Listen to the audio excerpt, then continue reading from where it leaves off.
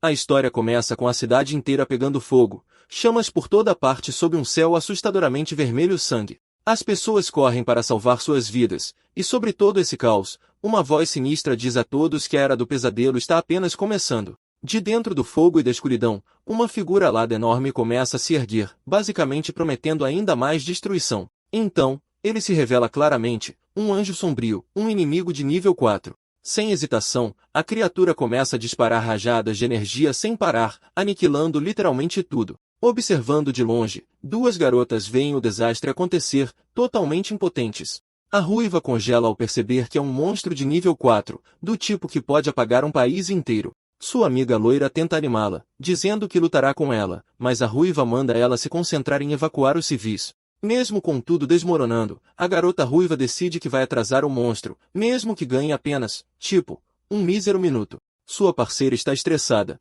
mas a ruiva promete que vai conseguir sair viva de alguma forma. Nesse exato momento, um alerta de emergência soa, convocando todos os despertos para a universidade local. A garota admite que é apenas uma desperta de nível 3, mas está pronta para lutar o máximo que puder. Enquanto isso, o anjo sombrio começa a se preparar para outro ataque, murmurando umas coisas estranhas que ninguém consegue entender. Então ele avança contra elas, e a ruiva grita para a amiga correr como se sua vida dependesse disso. De repente, um cara de cabelo escuro aparece e diz para ela sair do caminho. Ela fica pasma enquanto o cara prepara seu ataque, e sem dar à criatura nem um milissegundo, ele a apaga com um soco insano. O anjo sombrio congela instantaneamente, virando uma estátua de pedra, e o cara posa casualmente na frente dela como um chefe. As duas garotas ficam sem palavras, percebendo que ele realmente derrotou um monstro de nível 4 com um só golpe. Com um sorriso de canto, ele diz que faz séculos que não via um humano. Então ele pergunta em que ano estão, deixando a ruiva confusa. Ela gagueja, perguntando a identidade do rapaz enquanto a loira surta atrás dela, mas ele pergunta de novo, com um tom mais sombrio desta vez. Com medo, ela responde que é 6 de outubro de 2024. O cara parece chocado porque, para ele, apenas um ano se passou. Na sua cabeça, ele pensa que passou centenas de anos no inferno, mas aqui apenas um ano se passou. É quando ele se dá conta. Todo o seu cálculo sobre a distorção do tempo estava completamente errado. Ele se lembra que foi exatamente há um ano que todo o seu pesadelo começou. Esse foi o dia em que ele enfrentou seu maior inimigo pela primeira vez. Sua mente volta para aquela queda no reino demoníaco infernal de Rigo. Foi um período de sofrimento sem fim, mas, no final, ele ainda saiu por cima. Depois do que pareceu uma eternidade, ele finalmente conseguiu voltar ao seu mundo. Enquanto isso, a ruiva começa a se perguntar se ele talvez seja um desperto classe S ou alguma arma secreta do governo, mas isso não faria sentido, ou ela já saberia. E o jovem pensa silenciosamente sobre alguém caindo em uma linha do tempo diferente. Do nada, um carro blindado para cantando pneu bem ao lado do trio. Um bando de agentes com coletes à prova de balas salta para fora, e mais indivíduos despertos aparecem no local. O líder deles ordena instantaneamente que todos entrem em formação de combate, entrando como alguém que resolve problemas para viver. Ele cumprimenta as duas garotas, e a ruiva o reconhece imediatamente como líder Kim Young-woo. Ele coloca a mão no ombro dela, pede desculpas pelo atraso e diz para ela deixar o resto com eles. Young-woo pede detalhes sobre a ameaça, mas um de seus homens se intromete, querendo atenção, e começa a dizer ao nosso protagonista para sair do caminho. O soldado até o acusa de usar um cosplay falso de desperto, ficando irritado por estar sendo ignorado. A ruiva, sentindo perigo, implora ao líder para acalmar seu companheiro imprudente. Mas nosso herói não se importa com o drama deles. Ele dá ao cara um ultimato de 3 segundos. Seus olhos brilham com uma energia sinistra. Enquanto ele pede ao homem que lhe dê um bom motivo para deixá-lo vivo, o agente desperto robusto entra em pânico, saca sua adaga e se prepara para lutar. A garota ruiva grita que o homem de cabelo escuro literalmente matou um inimigo de nível 4 mais cedo, chocando e abalando seu líder. Em pânico, o agente musculoso pensa que precisa matar o estranho ou ele será o único a ser destruído. Ele avança, gritando o nome de sua habilidade, Tempestade de Lâminas, mas nem sequer tem a chance de usá-la direito. O rapaz de cabelo escuro para o ataque inteiro com apenas um dedo na testa do homem. Então, com uma força ridícula, ele arremessa o cara no chão com tanta força que tudo ao redor deles racha. Olhando para o homem estirado no chão, o protagonista diz friamente que os 3 segundos acabaram. Young-woo está paralisado de incredulidade, gritando e exigindo saber o que ele pensa que está fazendo com seu companheiro. Mas o homem misterioso nem sequer o reconhece. Em vez disso, ele diz que agora não é hora de se preocupar com isso. Ele olha para o céu e os avisa que o portal está se abrindo novamente. E mesmo que todos eles se unissem, não teriam a menor chance contra o que quer que esteja vindo. Os despertos ao redor deles entram em pânico, horrorizados com suas palavras. O líder mal consegue processar o que está vendo, tremendo de medo. Então um monstro gigantesco sai do portal, imediatamente identificado como um inimigo de nível 6. O líder Yungvo liga para o quartel-general em desespero, informando que um inimigo chamado Chifre Vermelho apareceu. No centro de comando, o operador revela que essa criatura poderia aniquilar mais de 30 milhões de pessoas em um único dia. Percebendo a escala da ameaça, Yungvo ativa seus poderes e ordena que todos os despertos da Coreia sejam convocados. O grupo inteiro se prepara para a batalha, sabendo que precisam ganhar tempo mesmo que isso signifique morrer. Um homem de óculos grita para a garota loira escapar com a ruiva. Enquanto o esquadrão de despertos avança corajosamente em direção ao monstro, nosso protagonista e a garota loira ficam para trás observando. Ela está confusa porque o rapaz de cabelo escuro não está fazendo nada, então ela pergunta por que ele não está ajudando o seu próprio lado. Ele apenas a encara com um sorriso frio e pergunta por que diabos ele deveria se importar. Ela insiste que este também é o mundo dele e que ele claramente tem poder suficiente para protegê-lo. Ele apenas pede que ela lhe dê um bom motivo para ele se incomodar. Ele continua dizendo que os fracos sempre são esmagados e os fortes sobrevivem. Essa é a regra que os poderosos devem seguir. Ele diz que as pessoas deveriam lutar por suas próprias vidas, se puderem. Caso contrário, eles serão apenas destruídos por alguém mais forte, o que convenientemente acontece enquanto o monstro esmaga outro lutador desperto. Ver a cena brutal de perto aterroriza a garota loira. Ignorando a batalha, ele se vira para ela e pergunta onde fica o escritório de Xion, mas a garota simplesmente cai de joelhos. Então ele a chama de inútil e se vira para ir embora. Serena o repreende, chamando-o de louco. Ela tenta arrastar sua amiga, mas a garota loira se recusa a ir. A jovem, Nuri, mantém sua posição e diz que não é assim que pessoas poderosas se comportam. Ela puxa suas espadas de seus portais, declarando que aqueles com poder devem agir. Ela avança contra o monstro, gritando que os fortes devem proteger os fracos. O rapaz fica surpreso que ela sequer tente lutar contra a besta colossal, mas o ataque dela mal faz efeito. Uma de suas espadas é arrancada de sua mão. O monstro abre sua boca enorme, pronto para engoli-la inteira. Nuri fecha os olhos, uma única lágrima caindo enquanto ela aceita seu destino. De repente, uma voz ordena ao monstro que se abaixe. Um momento depois, sua cabeça enorme é violentamente esmagada contra o asfalto. Os dois lutadores despertos olham em choque para o que acabou de acontecer. O protagonista agora está segurando Nuri em seus braços, chamando-a de uma garota interessante. Suas roupas parecem asas de demônio enquanto ele a segura, e ele diz que gosta dela. Ela cora intensamente na hora. Então o rapaz se apresenta como Taeyon e acrescenta que ele será seu mestre, o grande Lorde Demônio. A garota loira fica completamente confusa com essa declaração repentina. Ela observa, imaginando se ele poderia ser mesmo um demônio de verdade, mas seus pensamentos são interrompidos pelo monstro rugindo e se preparando para atacar novamente. Irritado, o rapaz de cabelo escuro o chama de criatura insignificante. Com uma expressão aterrorizante, ele diz que aquilo nem merece abrir a boca na frente dele. Ele dá um soco preciso que cala a fera instantaneamente com uma força ridícula. A força do golpe abala tudo ao redor deles. Ele olha para o monstro e reclama que a cabeça dele está arrogantemente mais alta que a sua. Ele forma uma esfera de energia acima dele e exige saber por que ele não se curva diante dele. A esfera cai e esmaga a cabeça da criatura contra o chão. Os despertos ao redor deles congelam, completamente paralisados pela demonstração insana de poder. Taeyon olha para o monstro derrotado e diz: agora estamos no mesmo nível. Ele estende a mão, extraindo um cristal do cadáver.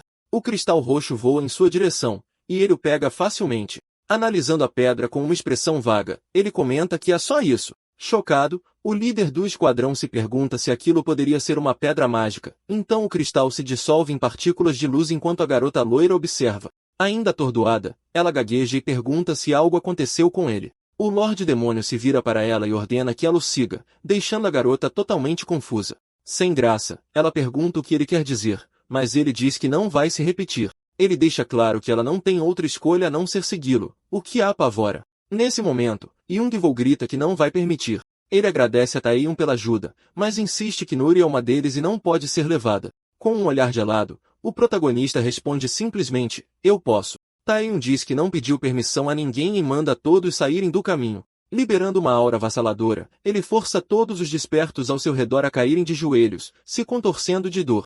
Yungvo não consegue compreender que tipo de poder ele está testemunhando. O herói os chama todos de insetos. Irritado com a interferência, ele decide que deveria acabar com todos eles de uma vez por todas. Mas Nuri se coloca na frente dele, implorando para que ele não machuque seus companheiros. Ela concorda em segui-lo, desde que ele prometa não machucar seus amigos. O Lorde Demônio estuda e diz que ela parece justa, mas ele percebe que há algo mais nela. De repente, várias telas de sistema aparecem mostrando todas as informações dela. Ele percebe que ela é uma classe dupla, extremamente rara, mesmo no mundo dos demônios. Embora seus atributos sejam baixos, ele acredita que pode treiná-la bem, declarando que ela foi escolhida. Ele estende a mão e, depois de hesitar, ela a pega. No momento em que ele a toca, ela grita de dor, mas ele diz para ela não se preocupar. É apenas um ritual de registro, e não vai machucá-la. Uma enorme energia vermelha dispara para o céu, criando um imenso pilar de luz. Os despertos restantes observam de longe,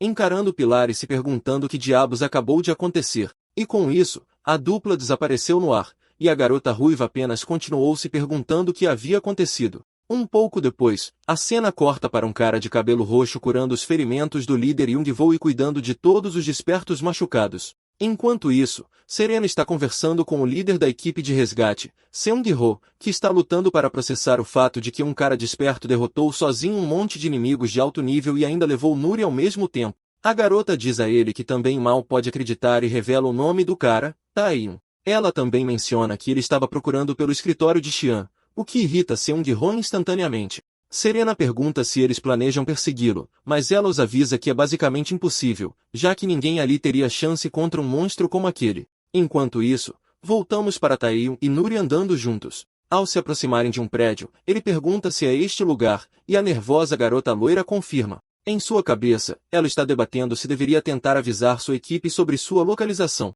Ela até considera enviar suas coordenadas naquele exato momento. Mas Taeyun, lendo-a como um livro aberto, diz casualmente que não há necessidade de avisar ninguém, deixando-a apavorada. Ele explica que já sabe o que ela está pensando e que sua amiga ruiva definitivamente enviará pessoas em breve de qualquer maneira. Ele acrescenta que, mesmo que essas pessoas apareçam, elas serão simplesmente esmagadas como formigas. Então ele se vira para ela e solta a bomba, que ela não tem mais como escapar, porque agora ela pertence a ele. Nosso protagonista simplesmente ordena que ela mostre o caminho e, sem muita escolha, ela concorda. Com um suspiro trêmulo, ela aponta para a frente e o guia silenciosamente. Quando chegam a uma porta, Taeyun para olhar uma foto e chama mentalmente por sua avó, dizendo que, após centenas de anos vagando por infernos demoníacos, ele finalmente conseguiu voltar. Enquanto ele olha a foto por mais tempo, ele admite para si mesmo que nunca a esqueceu, mesmo depois de todo esse tempo. Então ele anuncia que vai encontrá-la agora. Mas, de repente, Nuri aponta para algo dentro do escritório. Em puro choque, o lugar inteiro está destruído. Vendo toda a destruição, Taeyun é instantaneamente cego pela raiva e grita exigindo saber quem fez aquilo.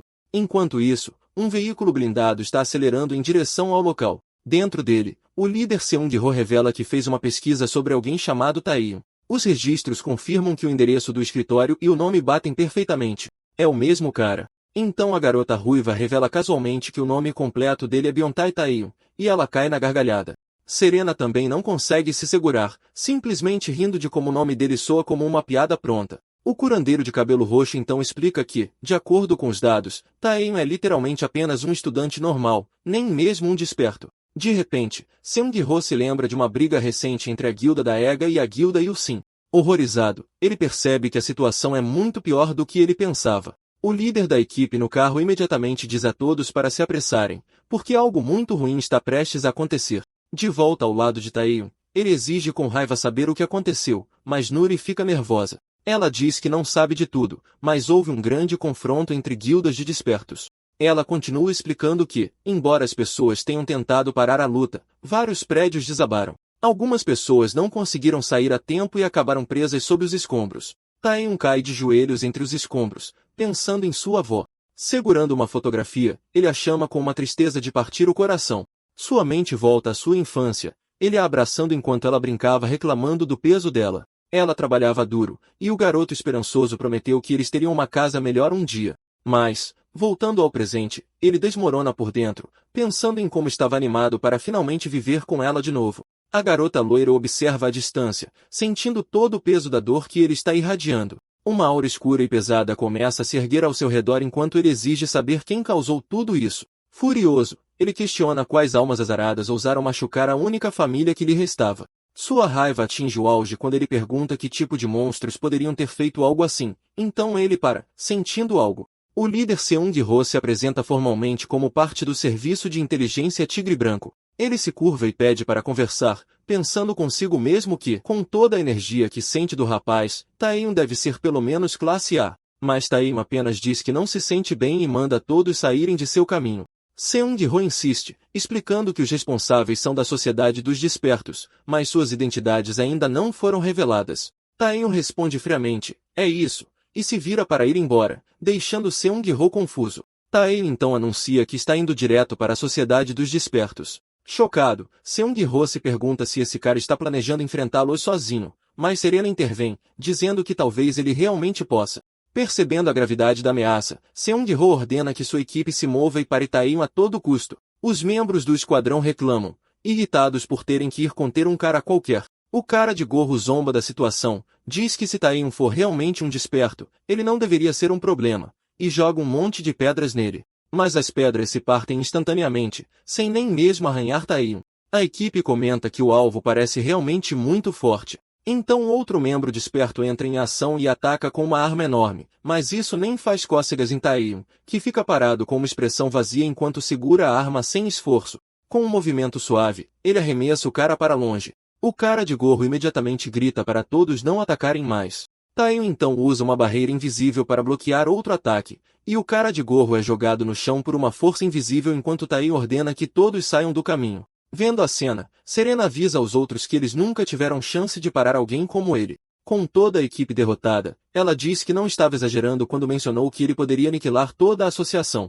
Cercado por uma aura sombria, o líder se pergunta como alguém poderia parar um monstro como aquele. De repente, uma mão agarra a capa de Taehyung, tentando detê-lo. É a garota loira, chamando de mestre e implorando para que ele não siga com seu plano. Taehyung pergunta se ela realmente ousa, como sua serva, ir contra suas ordens. Ele se lembra do ritual de registro que realizou para imprimir sua alma na dela, explicando que, por causa disso, ela deveria obedecê-lo instintivamente e nunca traí-lo, mas a força de vontade dela é mais forte do que o esperado. Ela argumenta que há pessoas boas na sociedade e diz que eles lutam sem parar para proteger a todos, mesmo que as pessoas os chamem de inimigos. Ela diz que eles lutam por aqueles que não puderam salvar e que ela entende a dor dele. Com lágrimas nos olhos, ela diz que é tudo muito triste e que o coração dela também dói. Ela implora para ele parar porque as pessoas lá fora estão fazendo de tudo para evitar mais tragédias. Ao ouvir isso, Taehyung se acalma e se pergunta por que ele voltou a este mundo. Sua mente revive uma memória de sua avó dizendo que ele não precisava ser o melhor na escola ou nos esportes.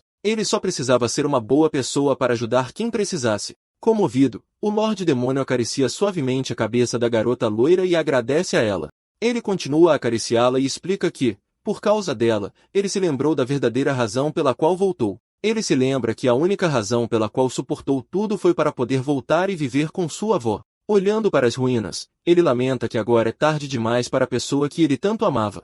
Então ele declara que protegerá este mundo exatamente como sua avó o ensinou. A garota loira sorri largamente e concorda com tudo o que ele disse, mas ele imediatamente a repreende, lembrando que ela nem estaria viva se ele não tivesse tido misericórdia. Ele então se vira para a equipe derrotada e diz que não irá mais atrás da sociedade, mas apenas sob uma condição. A equipe fica confusa, então o líder pergunta qual condição. Taehyung ergue um objeto brilhante e revela os termos. Eles devem encontrar o assassino de sua avó em 3 dias. A cena corta para este enorme e intimidante edifício, o quartel-general do Serviço de Inteligência Regional. Lá dentro, um cara gordo está correndo pelos corredores, gritando pelo líder da equipe Kang como se sua vida dependesse disso. Ele finalmente o encontra e começa a surtar, xingando o cara por ter desaparecido. O chefe continua dando uma bronca nele, dizendo que ele já deveria ter voltado e relatado tudo. Seung-ho pede desculpas, explicando que estava ocupado limpando o desastre, mas o chefe quer respostas sobre como diabos eles vão parar um inimigo de nível 6. Seung-ho diz que explicará mais tarde, mas tem algo importante para lhe dizer, o que instantaneamente deixa o chefe curioso. Então ele avista Taehyung e pergunta diretamente se ele é um desperto. Seung-ho explica que ele é um recém-desperto que acabaram de encontrar no local. O chefe pergunta se ele ainda não foi registrado, então ordena que o testem e o registrem o mais rápido possível, deixando Seung-ho e Serena suando frio. O Lorde Demônio ouve tudo e, com aquele tom arrogante, pergunta se eles realmente querem testá-lo. Ele dá um pequeno sorriso como se estivesse genuinamente entretido. Na próxima cena, eles estão em um corredor lotado, ombro a ombro com as pessoas. Nosso protagonista reclama da multidão maluca, mas Serena explica que a maioria deles está aqui na esperança de obter o status de desperto. Ele fica impaciente e pergunta se eles realmente esperam que ele espere. Ela entra em pânico e corre para a recepção, pensando que se ele for forçado a esperar, algo terrível pode acontecer. Ela diz à recepcionista que eles são da equipe Tigre Branco. O funcionário confirma-se para a medição de poder do Sr. Biontai Taeyeon, mas aponta para a fila enorme e diz que muitas pessoas estão esperando, e que terão de esperar 1 ou 2 horas. Instantaneamente, os olhos de Taeyeon ficam vermelhos de raiva. A aura sombria se espalha, e ele pergunta se eles realmente se atreveram a fazê-lo esperar atrás de pessoas inúteis. Um cara na fila responde e diz para ele esperar como todo mundo, mas congela imediatamente de terror sob a pressão esmagadora do nosso Lorde Demônio. Com total nojo, Taeyeon ordena que todos saiam do seu caminho. A recepcionista fica pálida. Nosso protagonista diz que medir esses seres insignificantes é uma perda de tempo de qualquer maneira. Enquanto Nuri tenta acalmar um cara aterrorizado por perto, Taeyeon diz a eles para o classificarem agora mesmo, se tiverem coragem. As pessoas desmaiam com a pressão, e o chefe surta reclamando que o mandaram para um teste. E agora isso está acontecendo. Ele resmunga que os despertos são preciosos, e eles não podem se dar ao luxo desse caos. A garota loira, sorrindo, diz que na verdade eles têm sorte que ele não foi mais longe. Ela diz que seu mestre estava sendo bem gentil, não machucando ninguém seriamente. O chefe gordo se pergunta que tipo de monstro é esse cara para causar reações como esta. Corta para a sala de testes. Taeyeon se aproxima da esfera de avaliação. Um funcionário explica que, como ele é do tipo mágico, precisa atacar a esfera com sua habilidade mais forte. Taeyeon acha ridículo usar força total em uma pedra mágica idiota. Ele decide usar apenas força suficiente e diz exploda, mas nada acontece. Ele está confuso porque a magia infundida com mana não está funcionando. Da sala de controle, eles dizem para ele não entrar em pânico e tentar relaxar. Isso o irrita ainda mais. Ele cerra o punho, furioso. Então ele vai com força bruta, socando a esfera com tudo que tem, repetindo exploda. De repente, a esfera detona em uma explosão massiva de energia. Ela literalmente desaparece. A operadora está abalada, agradecendo nervosamente e dizendo que passarão para os próximos testes, mas ele a interrompe. Ele diz que não faz sentido porque nenhum dos brinquedos deles consegue medir suas habilidades de qualquer maneira. Ele está irritado e diz que só quer os resultados. Depois de um tempo, o chefe exige os resultados da operadora, e ela lhe entrega um tablet. A tela mostra a classe S. Mais tarde, o protagonista e Nuri sentam-se em um café. Ele toma um gole de chá verde e reclama que é muito amargo. Nuri oferece sua bebida e diz que pode pedir outra. Ele aceita, toma um gole e cora um pouco porque gosta do sabor. Ela pergunta qual é o tipo dele. Ele diz que pode ser do tipo mágico, confundindo-a. Ele explica que só tem usado encantamento de força todo esse tempo, não sua magia de verdade. Ele de repente se lembra de uma mensagem dizendo que sua magia é restrita fora do reino demoníaco. Nuri fica chocada. Percebendo que a própria magia é restrita aqui, ela o imagina como um mágico de circo, e ele imediatamente a repreende. Ele consegue ler os pensamentos dela. Ele pensa que invocar seu castelo destruiria o prédio inteiro, então isso está fora de questão. Então o chefe chama seu nome. Taeyeon se vira e o superior anuncia nervosamente o veredito final. Ele é classe S, o primeiro do país. Nuri fica atordoada. Taeyeon diz ao chefe para não bajulá-lo e ir direto ao ponto. O chefe gagueja dizendo que vai explicar tudo, mas Taeyeon interrompe novamente e rejeita a oferta de cara, entrando em pânico. O chefe diz que entrar para a mídia poderia lhe dar fama e muito dinheiro. Taeyeon acha isso irritante e diz que dinheiro não é um problema. Ele pode conseguir a qualquer momento. Eles deveriam apenas ser gratos por ele estar ajudando, mesmo que pouco. Ele acrescenta que só ajudará se eles seguirem todas as suas condições. Seung-ho, suando, percebe que precisa encontrar um criminoso rapidamente. Por outro lado, esse criminoso está em casa se gabando de que ninguém pode pegá-los. Um carro preto leva o protagonista e Nuri para um lugar seguro. Lá dentro, Seung-ho diz que entende e não revelará a classificação de Taeyeon. Eles estão preparando um local seguro para ele e sua serva. Observando o carro partir, o chefe resmunga que eles não podem revelar o primeiro classe S do país. A garota ruiva explica que ter um classe S mudaria completamente o equilíbrio de poder global. O superior suspira que, se as pessoas soubessem dele, se sentiriam muito mais seguras. A cena pula direto para nosso protagonista e sua serva chegando a esta mansão insanamente chique. Eles caminham por um longo jardim, passam por uma piscina inteira e se dirigem a esta casa enorme. A garota loira fica literalmente atordoada com o quão grande tudo é. mas o Lorde Demônio apenas diz, tanto faz. Isso nem chega perto do castelo dele, embora ele admita que o lugar não é totalmente horrível. 3 dias depois, o líder da equipe Tigre Branco aparece na mansão para uma visita. Ao se aproximar da porta, ele ouve barulhos estranhos lá dentro e fica confuso, se perguntando se há uma luta acontecendo ali. Ele empurra a porta um pouco para espiar lá dentro e descobrir o que está acontecendo. Lá dentro, ele vê a sala de treinamento completamente destruída com a garota sentada no chão. O protagonista continua a pressioná-la, dizendo para ela vir para cima dele com tudo que tem. Ela obedece, pega suas espadas e avança contra seu mestre. O líder da equipe finalmente percebe que eles estão no meio de um treinamento pesado. A garota loira cruza suas espadas e salta em direção ao seu mestre, totalmente pronta para atacar. Ela desce de cima, golpeando com força, mas Taeim apenas fica parado observando. Ela bate as espadas nele, mas ele as pega casualmente com as próprias mãos, deixando-a totalmente chocada. Então ele a lança para o outro lado da sala. Ela desliza de joelhos como se fosse contra-atacar, mas solta um pequeno grito de dor. O jovem decide que o treinamento acabou por hoje. Ele diz a ela que ela pode ser fraca, mas está melhorando, então precisa continuar treinando sem parar. Então ele pensa consigo mesmo que se ela realmente quer ser sua subordinada, ela tem que alcançar a classe S. Nuri lembra a ele que hoje é o prazo final que ele estabeleceu, o que deixa Seung-ho, que ainda está escondido na porta, super nervoso. A garota pergunta se ele vai mesmo matá-los, e ele diz que já lhes deu tempo suficiente. Ela argumenta que aquelas pessoas ainda são vidas preciosas, e ele não deveria fazer isso. Suas palavras o fazem parar, porque ele não ouvia ninguém dizer algo assim há séculos. Ele se lembra do reino demoníaco onde a vida não significava nada, e a sobrevivência era a única regra. Ele a tranquiliza, dizendo que não será um massacre sem sentido. Isso é vingança por sua avó e um aviso para que não aconteça novamente. Ele acrescenta que, mesmo que algumas pessoas inocentes morram, esta ação salvará muitas outras. Ela concorda, e ele percebe que ficou mole desde que chegou a este mundo. O líder da equipe de repente entra gritando que não aguenta mais ouvir a conversa deles. Ele diz que veio entregar algo, e o jovem reclama que ele poderia ter apenas ligado. Envergonhado, o líder explica que queria entregar pessoalmente. Ele também percebe que a garota parece totalmente diferente agora e se pergunta se é porque ela é a subordinada do jovem. Irritado, o Lorde Demônio diz que odeia perder tempo, então o líder se desculpa novamente. Ele entrega uma pasta e diz que os resultados da investigação estão dentro, como ele prometeu.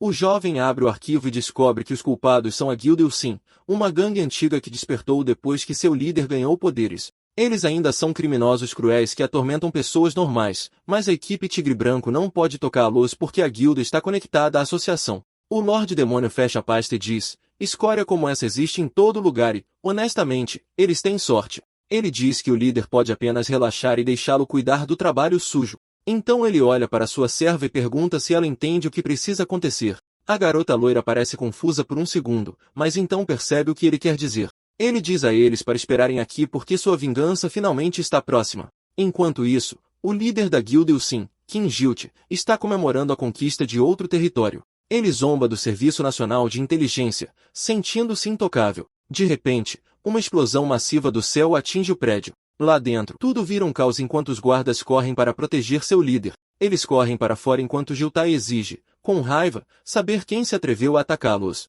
Os membros da guilda olham para o céu completamente horrorizados. Uma mensagem em chamas aparece, chamando-os para pagar por seus pecados. Eles entram em pânico instantaneamente, gritando por seu líder e apontando para algo nas chamas. Flutuando no céu, o Lorde Demônio pergunta calmamente se eles são realmente a guilda Ilsin. Ele ordena que confessem seus pecados e se curvem até que seus ossos quebrem, prometendo matá-los sem dor somente depois que o fizerem. Os membros da guilda estão aterrorizados além da conta. O líder aponta para o Lorde Demônio e grita que ele é o responsável e declara que ele e sua guilda o matarão. Um membro pensa que está é sua grande chance de subir de ranking e avança, gritando insultos. O Lorde Demônio desce do céu, olhando para todos eles com puro nojo. Ele aterrissa com força, dizendo-lhes que esta é a última chance deles antes que ele pare de mostrar misericórdia. Os criminosos surtam, se perguntando que tipo de monstro estão enfrentando. Um covarde decide dar o fora e grita que já se cansou dessa loucura. Mas Taeim pergunta quem disse que fugir era uma opção. Ele atira uma viga de metal direto através do cara, matando-o instantaneamente. O líder congela, horrorizado com a brutalidade com que seu homem foi morto. O Lorde Demônio diz que eles poderiam ter tido uma morte fácil, mas lhes faltou coragem. Gilt fica sem palavras e aterrorizado pela aura monstruosa do protagonista. Ele imediatamente abandona sua guilda e diz a eles para lutarem em seu lugar. O garoto ri de quão patético o líder é por abandonar seu próprio povo. Ele pensa que este mundo não é melhor que o demoníaco e libera uma enorme explosão que abala tudo. A área é mostrada destruída, chão rachado, paredes destruídas. Em outro lugar, a sala de segurança é ativada, janelas se selam, portas se trancam. O capanga explica que a sala é construída com gemas mágicas, então ataques normais não funcionarão.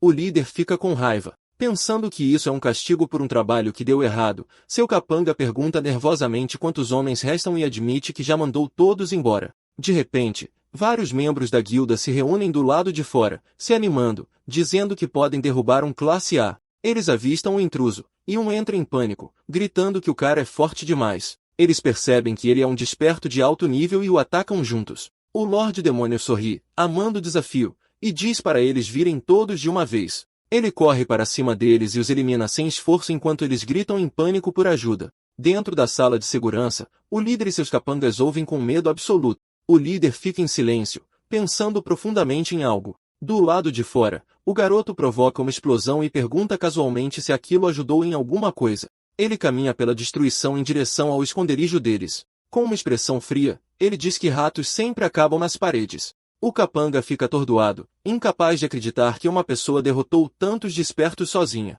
Ele se arrasta até a janela de vidro e bate nela desesperadamente, gritando que não quer morrer, mas a barreira não se move. O Lorde Demônio o agarra pelo pescoço e pergunta por que ele tem medo de morrer quando matou pessoas inocentes com prazer. Então ele esmaga a cabeça do homem e acaba com ele instantaneamente. O líder da guilda treme, chamando o garoto de monstro. O Lorde Demônio responde friamente que ele veio apenas para a exterminação total da guilda. Ele pede ao líder um bom motivo para não matá-lo agora mesmo. O homem mente e alega que tudo foi autodefesa, mas Taion sabe a verdade. Ele expõe a mentira, dizendo que foram eles que atacaram sem dar nenhuma chance. O líder fica atordoado, ele sabe, e começa a pensar que o garoto deve estar brincando. Então ele tenta se animar, dizendo que é o líder da guilda e matará o protagonista mesmo que lhe custe um braço. Ele avança e dá um soco no rosto de Taion, mas nada acontece. O líder fica furioso quando percebe que não deixou nenhuma marca. Com olhos brilhantes, Taion diz que lhe dará um minuto inteiro para continuar tentando. O líder perde a cabeça e grita que não aguenta mais. Ele dá soco após soco, mas cada golpe é bloqueado por uma barreira invisível. O garoto observa como se estivesse vendo tinta secar, pensando que não há como ele perder para um lixo como este. Então ele se lembra de sua avó, sua única razão para voltar aqui. O líder grita que este próximo soco vai doer, mas antes mesmo que ele possa acertá-lo, seu braço é subitamente cortado, limpo. O Lorde Demônio fica parado enquanto o homem uiva de agonia, gritando que o minuto ainda não acabou. Taion olha para ele e diz que mudou de ideia. Ele diz ao homem que vai acabar com ele agora, e que vai garantir que ele sinta todo tipo de dor possível. O líder implora por ajuda, perguntando por que o protagonista se importa com a morte deles. Ele promete qualquer coisa, desesperado para sobreviver. Mas todos a quem ele poderia recorrer já estão mortos nas mãos do garoto. Com um puro horror em seus olhos, ele percebe que literalmente não há mais ninguém para salvá-lo. Ele continua a implorar por ajuda até o momento da sua morte. Algum tempo depois, todo o edifício da guilda foi cercado com fita da polícia. O chefe olhou para a confusão e basicamente disse que o rapaz não se conteve mesmo. Ele parecia estressado, dizendo que embora esta situação já fosse má, havia outro problema a caminho. Ele explicou que a Associação dos Despertos não ia simplesmente relaxar e ignorar isto. Um dos membros salientou que isto não foi apenas um assassinato. Isto foi um massacre, e ele questionou como poderiam fingir que este nível de violência não importava. Dentro de uma sala de reuniões, as pessoas já discutiam como punir um desperto de classe S. Alguém disse que não podiam permitir que a justiça por conta própria se tornasse moda no país, mas o líder da reunião ignorou tudo isso e mudou de assunto, dizendo que havia um problema maior, o aumento súbito de portais. Ele disse que houve um grande aumento ultimamente, 12 portais só esta semana, e monstros fortes a aparecer. E a pior parte era que nenhum caçador os tinha derrotado ainda. Felizmente, eles tinham uma classe S do lado deles, e ele confiava que o rapaz resolveria. Mas ele também disse que o miúdo não podia simplesmente fazer o que quisesse. Nesse exato momento, o chefe entrou em pânico quando o líder exigiu que o rapaz pedisse desculpa pelo que aconteceu. O tipo dos óculos percebeu imediatamente que o líder estava a falar a sério e pediu desculpa. O líder acalmou-se um pouco e disse que entendia a frustração de todos com toda esta situação sem precedentes. Ele explicou que estavam a lidar com uma força incontrolável, e agora o destino de todo o país estava basicamente nas suas mãos. Enquanto isso, o protagonista estava simplesmente a tomar um duche. Através do espelho, ele viu a sua serva terminar as tarefas. A loira decidiu que precisava de lavar a roupa do seu mestre a seguir, mas quando ela abriu o guarda-roupa dele, ficou instantaneamente chocada. Tudo lá dentro era exatamente a mesma roupa. Ela reclamou que a agência claramente não tinha bom senso nenhum. Pegando numa muda de roupa, ela foi ter com seu mestre, mas depois gritou em choque. Taeyo estava a secar o cabelo com uma toalha, e ele perguntou por que é que ela estava a gritar. Completamente vermelha, ela exigiu saber por que ele saiu da casa de banho assim. Gaguejando, ela entregou-lhe a roupa e implorou por permissão para sair rapidamente. Ela saiu a correr, e ele apenas pensou em como a sua subordinada era imprudente. Mais tarde, os dois sentaram-se juntos no jardim a aproveitar o dia. Nur observava-o em silêncio, pensando que ele estava calado há dias e parecia vazio após a sua vingança. Ela perguntava-se o que poderia fazer para o deixar um pouco mais feliz. Então, de repente, ela teve uma ideia e virou-se para ele com uma cara animada. Ela sorriu, aproximou-se e sugeriu que fossem às compras juntos. Ele pareceu surpreendido e repetiu a sugestão dela na sua mente. Ela disse que precisavam de roupas novas de qualquer maneira, e ele até pareceu gostar da ideia. Nuri ficou super animada ao ouvir a resposta dele. Ela disse que se ia preparar, mas ele disse-lhe que havia um problema. Preocupada, ela entrou em pânico e imaginou algo mal, mas ele simplesmente disse que estava totalmente sem dinheiro. Nuri ofereceu-se para lhe emprestar o dela, mas ele recusou imediatamente. Então ele invocou um cristal roxo e disse que um lorde não pede dinheiro emprestado. Segurando a gema, ele explicou que vendê-la lhes daria dinheiro mais do que suficiente. Um tempo depois, eles chegaram a um edifício alto no centro da cidade. A rapariga explicou que era o mercado de trocas dos serviços nacionais de inteligência, onde não só agentes, mas também indivíduos despertos faziam negócios. Quando entraram, uma funcionária alegre cumprimentou-os e perguntou o que queriam vender. Ela disse que precisava de ver o item primeiro para o avaliar, mas quando viu o cristal roxo, congelou em choque. Nervosamente, ela pediu-lhes para esperar enquanto fazia uma chamada. Ela ligou para o Sr. Park, dizendo-lhe que alguém queria vender uma gema rara, e disse animadamente que o tamanho era normal. Minutos depois, o homem sentou-se com eles no seu escritório, apresentou-se como Park San-ho da divisão de vendas e deu-lhes as boas-vindas. Ele perguntava-se por que um agente do serviço de inteligência estava aqui com este tipo qualquer. Então o protagonista largou casualmente o cristal maciço sobre a mesa. Park San-ho ficou chocado e não conseguia acreditar no tamanho. Perguntando sobre o seu nível, o protagonista pediu a oferta deles enquanto o homem continuava a olhar fixamente.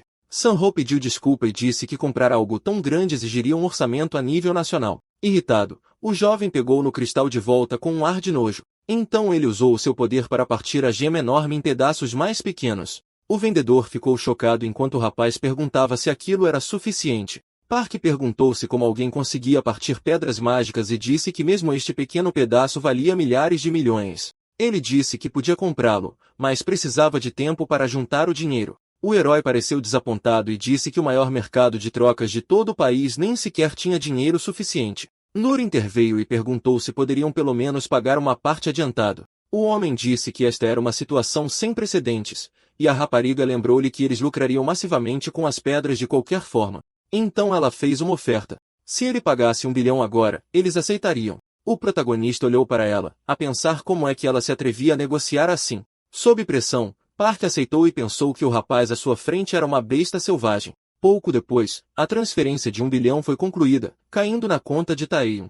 Com o pagamento confirmado, Nuri sorriu e disse que agora podiam ir às compras. A andar pela rua, ela sugeriu verem primeiro as roupas do mestre, animada com o bom negócio que tinha conseguido. Enquanto isso, no escritório, o Sr. Park estava furioso, a reclamar sobre como aqueles vermes se atreveram a fazer-lhe aquilo. Ele não conseguia acreditar que se aproveitaram de alguém que se considerava da elite. A fumegar, ele pegou no telemóvel e jurou que lhes mostraria o verdadeiro poder do dinheiro. Ele ligou para alguém e disse que tinha os canalhas de quem queria que tratassem. Longe dali, o protagonista e a sua subordinada desfrutavam alegremente da sua ida às compras quando, de repente, o céu ficou roxo e relâmpagos brilharam por todo o lado. Uma aura roxa sinistra surgiu no céu da cidade, chamando a atenção de todos. A rapariga continuava animada, a admirar as lojas de roupas chiques. Ela apontou para uma e pediu ao seu mestre para ir com ela, mas ele disse-lhe para escolher algo primeiro porque ele não precisava de nada. Ela recusou instantaneamente, dizendo que hoje era tudo sobre arrumar o guarda-roupa dele.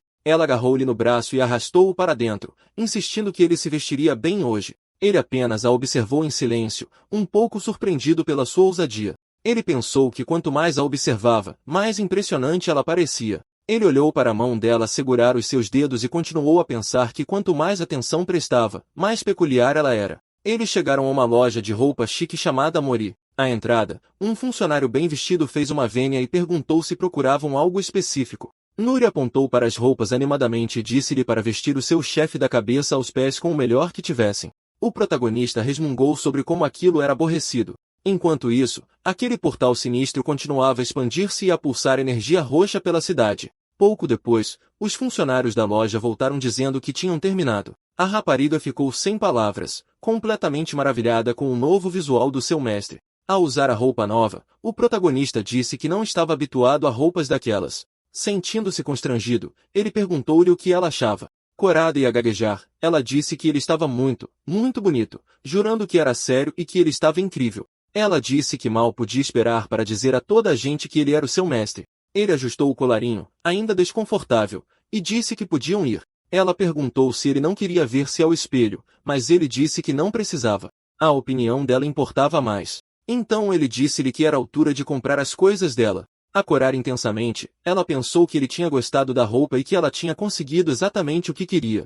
Ele apressou-a, e ela concordou animadamente. Depois de um tempo de compras, os dois pararam num café para descansar e beber algo. A segurar todos os sacos de compras com um grande sorriso, a rapariga parecia completamente satisfeita com o resultado de tudo. De repente, os olhos da jovem arregalam-se porque ela vê algo super estranho no céu da cidade. Ela olha para cima, totalmente assustada com o que quer que tenha aparecido acima deles. A dupla congela, a olhar para este portal roxo maciço que literalmente surgiu do nada sobre toda a cidade. Toda a gente na rua para de repente, todos a olhar para esta coisa de aspecto esquisito. A loira pergunta o que é, e o seu chefe confirma que, sim, um portão acabou de se abrir. Mas o jovem salienta que este é um tipo de portal que ele nunca viu antes. Dentro daquele portal, uma criatura vermelha assustadora começa a rastejar lentamente para fora. Um olho gigante e aterrorizante espia a cidade de dentro da fenda dimensional. A rapariga começa a entrar em pânico, dizendo que uma violação de portão acontecer sem aviso é uma notícia muito má. O seu rosto fica pálido quando ela percebe que este portal é completamente desconhecido. Ela explica que portais como este geralmente trazem desastres ou inimigos insanamente fortes. Ela até se lembra de uma criatura horrível de um desses portais desconhecidos. Ela olha para baixo exatamente quando o protagonista começa a falar. Enquanto isso, toda a gente na rua continua a olhar para o céu em pânico total. Então o jovem diz que esta criatura vai ser mais forte do que qualquer um que ele já tenha enfrentado. O monstro vermelho continua a rastejar lentamente para fora daquele portal roxo no meio da cidade. A passar-se, a rapariga liga para alguém e avisa que eles estão em grandes apuros. Ela tenta explicar que um portão desconhecido está prestes a abrir-se completamente. Nesse momento, os braços da criatura atravessam o portal, assustando de morte a multidão que assistia. Mas o protagonista apenas encara o monstro com este olhar ousado e desafiador e basicamente diz-lhe para vir ter com ele. Finalmente, a cabeça de um demônio vermelho com dentes afiados como navalhas aparece no céu. O seu rugido horrível ecoa enquanto se materializa completamente à frente de todos. No momento em que o monstro aparece, os edifícios começam a desabar e o caos irrompe por todo o lado. Nuri grita ao telemóvel que o portão está aberto e que toda a situação está fora de controle. As pessoas correm pelas ruas a gritar umas com as outras para se moverem. No caos, uma mãe perde a sua filha pequena, deixando a criança sozinha e apavorada. A pessoa ao telemóvel pergunta à loira o que ela disse sobre evacuar os civis. Eles perguntam se ela está a ouvir, mas a rapariga está demasiado chocada para responder. Ela finalmente diz que o seu mestre vai evacuar toda a gente e tenta tranquilizá-los de que tudo vai ficar bem enquanto esperam por reforços. Mas o senhor demônio apenas sorri com esta expressão sombria e animada.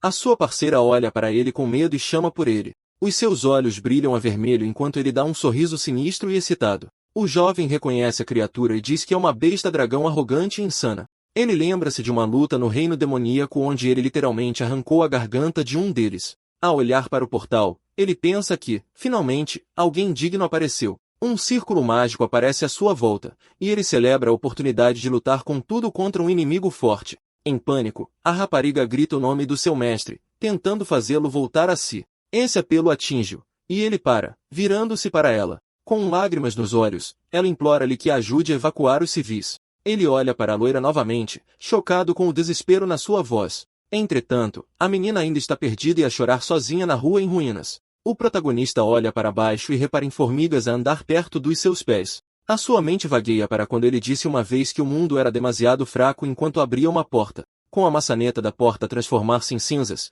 ele disse que nada aqui conseguia aguentar o seu poder. Depois, lembrando-se da sua parceira, ele também disse que nem os monstros daqui eram dignos. Ele olhou para a loira à sua frente, mas quando tentou tocar-lhe, ela estilhaçou-se como vidro enquanto ele dizia que nem as pessoas conseguiam suportar o seu poder. Ele continuava a pensar em como este mundo era frágil. Para ele, era como um castelo de areia cheio de formigas. De volta ao presente, as pessoas correm em caos enquanto ele apenas fica ali, imperturbável. Com olhos vermelhos brilhantes, ele admite que a fraqueza de todos o irrita. Ele lembra-se do mundo demoníaco onde a única regra era os fortes devorarem os fracos. Para ele, ter pena dos fracos era um luxo, e protegê-los era simplesmente tolice. Mas este mundo minúsculo interferiu com essa lei natural, e isso irritava-o profundamente. Ele cansa-se de se conter e decide que já não quer viver desconfortavelmente. Afinal, este é o primeiro oponente a sério que ele tem em anos. A flutuar para cima, rodeado por uma aura negra, ele grita que agora ninguém o pode parar. Desesperada, a rapariga chama pelo seu mestre novamente, forçando-o a voltar à realidade. Com um olhar devastado, ela implora-lhe que a ajude. Lágrimas escorrem pelo seu rosto enquanto ela junta as mãos, suplicando-lhe para salvar as pessoas inocentes. Lá no céu, o monstro vermelho ruge novamente, disparando energia destrutiva. Destroços de uma loja de departamentos começam a cair. Ela olha para cima, a perguntar-se se consegue destruir tudo. A loira salta para o ar com as suas lâminas, a girar enquanto corta alguns dos destroços em queda para proteger a multidão. Mas ela entra em pânico porque não consegue parar todos os pedaços sozinha, enquanto alguns destroços estão prestes a esmagar uma mãe e o seu filho. Ela grita, então uma barreira invisível aparece e bloqueia o impacto. Nuri observa em choque. O protagonista acabou de usar a sua magia para proteger os dois, depois explode o resto das rochas em queda antes que possam atingir os civis. A sua subordinada olha para ele, atordoada, enquanto ele finalmente sorri calmamente e lhe diz para evacuar toda a gente. Ele flutua no ar rodeado por uma aura poderosa enquanto ela observa de baixo. Ele reflete sobre como quase ignorou a sua própria subordinada. Rodeado por chamas, ele declara que não será um lorde incompetente. A rapariga agradece-lhe e corre para guiar os civis para fora. Ela cora e sente-se genuinamente feliz enquanto faz o que ele ordenou. Com as suas lâminas prontas, ela grita para que todos a sigam e saiam imediatamente. Ela aponta o caminho enquanto o rapaz pensa que está a fazer tudo isto por causa dela. Ele calcula que ajudar por alguns segundos não o vai matar. Mas, sozinho na rua em ruínas, ele diz que há um porém. Ele encara a criatura no céu dizendo que odeia aquela coisa pairar sobre a sua cabeça. Então asas escuras e sombrias irrompem das suas costas. Com um brilho vermelho intenso, as asas abrem-se completamente, e ele eleva-se no ar. Ele dispara para cima, pronto para enfrentar a ameaça de frente. Olhando para o monstro dentro do portal, ele nota que a criatura parece presa. O olho gigante encara-o com pura raiva. Com um sorriso, ele diz ao monstro que o vai ajudar a sair. Então ele agarra no focinho do dragão e dá-lhe um soco com uma força insana, atirando o monstro diretamente para o espaço. As pessoas e a sua parceira apenas olham para o céu em choque. O nosso herói diz que lá em cima, eles podem lutar sem interrupções. Com um flash de cores, ele dispara para cima, sorrindo enquanto vai. Todos assistem a um feixe de luz a ser lançado para o espaço sideral. Num instante, ambos estão no espaço a flutuar acima da Terra. O dragão vermelho olha em volta freneticamente à procura do seu oponente. O rapaz aparece mesmo à frente dele, perguntando se a besta já acordou e dizendo que desta vez ninguém os vai incomodar. Com o seu olho brilhante, ele nota que este parece ser um dragão realmente antigo. Ele espera que o dragão não o envergonhe. Então um ecrã flutuante aparece com informações sobre a criatura Karose. Diz que a besta se perdeu e quebrou as regras por causa de algum contrato. Ele pergunta-se se o dragão desistiu de si mesmo e violou o seu contrato. De repente, a criatura abre a boca e forma uma esfera de energia azul. Ela dispara um raio de energia, e o jovem sabe imediatamente que isto é mal. A flutuar no espaço, ele percebe que o mundo humano está mesmo atrás dele. Se esse ataque atingir a Terra, será um massacre. Ele diz que pode bloqueá-lo facilmente, mas vir até aqui para lutar teria sido inútil, então ele decide aguentar o ataque de frente. O raio o atinge diretamente, mas uma barreira invisível o protege. O dragão para, pensando que o acertou, mas o garoto está parado no espaço, totalmente ileso. O protagonista encara o dragão e reclama que tinha acabado de comprar aquelas roupas. A criatura fica furiosa e carrega outra explosão de energia ainda maior, mas o garoto apenas sorri confiantemente e avança contra a fera em alta velocidade. Ele acerta um soco massivo na lateral do dragão, depois outro bem na cabeça. A fera vermelha grita de dor pela primeira vez, percebendo quão forte é seu oponente. Olhando para seu punho em chamas, o garoto comenta que, depois de tanto tempo, aquilo foi bom. Ele está feliz por finalmente bater em algo que não quebra com um toque leve. A criatura ruge e tenta mordê-lo novamente. O garoto toca a pele do dragão, quase como se estivesse analisando sua textura. A fera ativa um escudo mágico para se defender dos ataques do garoto. O protagonista o estuda com um olhar sério e analítico. O monstro ruge novamente, mostrando suas presas afiadas. O Lorde Demônio chuta a barreira com força total, mas nada acontece. Ele percebe que este dragão pode usar magia.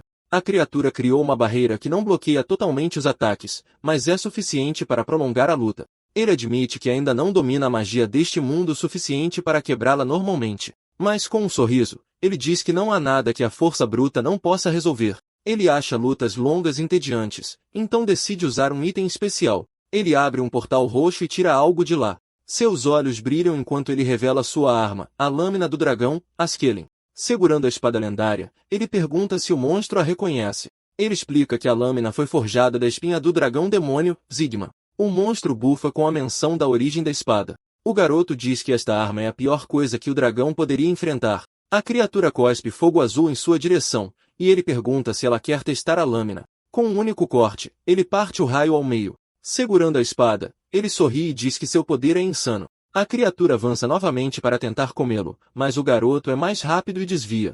Ele aponta a lâmina diretamente para o peito do dragão e o perfura com um golpe preciso, mandando a fera pelos ares. Sorrindo, ele avisa ao dragão que agora não poderá mais usar truques de magia. Permanecendo em sua postura de ataque, ele observa a espada cravada no peito da fera. Ele diz que agora é a sua vez e lança um gancho de direita poderoso que arremessa o dragão para longe. Enquanto isso, em uma estação espacial próxima, dois trabalhadores observam o dragão passar voando por sua janela, deixando-os horrorizados. A criatura se agarra à estrutura da estação com toda a sua força, sorrindo. Taeyo admite que o dragão é bem habilidoso. Ele pergunta qual truque a fera tentará em seguida enquanto chamas roxas giram ao seu redor. O garoto reconhece a labareda de magia de explosão de nível 6. Ele pergunta se o dragão realmente acha que pode atingi-lo com isso. O dragão ataca, mas ele diz que a fera está totalmente enganada. Ele revela que o monstro não pode machucá-lo porque sua resistência à magia está no máximo. A criatura fica chocada, e o garoto pergunta se é só isso que ela tem.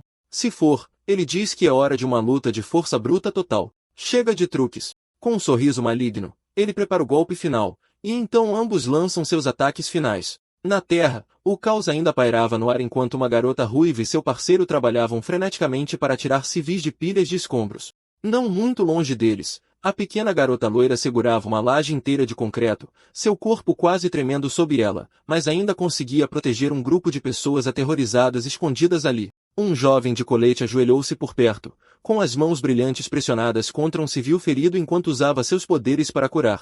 Enquanto isso, um homem de óculos estava no centro de tudo, examinando a destruição com uma expressão séria e imponente. De repente, um alerta do sistema apareceu. A reação do portal estava diminuindo, significando que o portão se fecharia em breve. Alguns segundos depois, outra confirmação apareceu. A situação do portão foi resolvida. Com um pesado suspiro de alívio, o líder do esquadrão de óculos virou-se para sua equipe, perguntando o que exatamente aconteceu lá dentro. Ele perguntou especificamente à garotinha loira para onde seu mestre e o inimigo tinham ido. Ela simplesmente apontou para o céu. O líder piscou, completamente incapaz de processar sua resposta. Ele até levou a mão à testa, olhando para cima como se esperasse que a resposta caísse das nuvens. Então outro caçador, Chunvoman classe B e claramente cheio de si, se aproximou, zombando alto. Ele zombou da garota loira, perguntando se ela esperava que eles acreditassem que o inimigo simplesmente desapareceu no céu. Ela insistiu que estava dizendo a verdade, mas Voman continuou rindo como se ela estivesse inventando.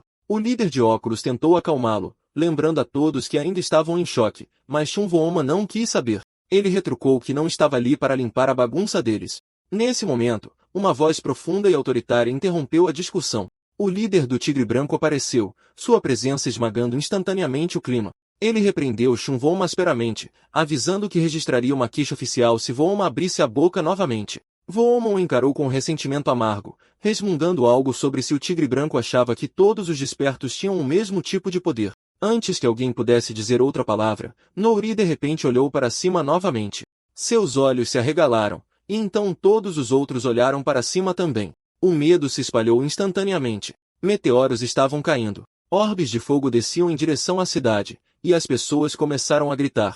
Alguém gritou para todos correrem e se protegerem. Mas antes que os meteoros atingissem, um deles de repente criou asas, parou no ar e então colidiu com o chão com força explosiva. A explosão enviou ondas de choque pela área, arremessando agentes e civis como bonecos de pano. Poeira e chamas inundaram a rua. A garota loira protegeu o rosto. Por um segundo, ela ficou chocada, mas então sua expressão se suavizou em alívio, e um pequeno sorriso se espalhou por seus lábios. Porque no meio das chamas, completamente ileso, nosso herói saiu como se tivesse feito o pouso mais casual de sua vida. A loira imediatamente gritou por ele, radiante de alegria. Souro limpou suas roupas e brincou que talvez da próxima vez devesse descer um pouco mais devagar, já que os gritos dela basicamente lhe deram uma dor de cabeça.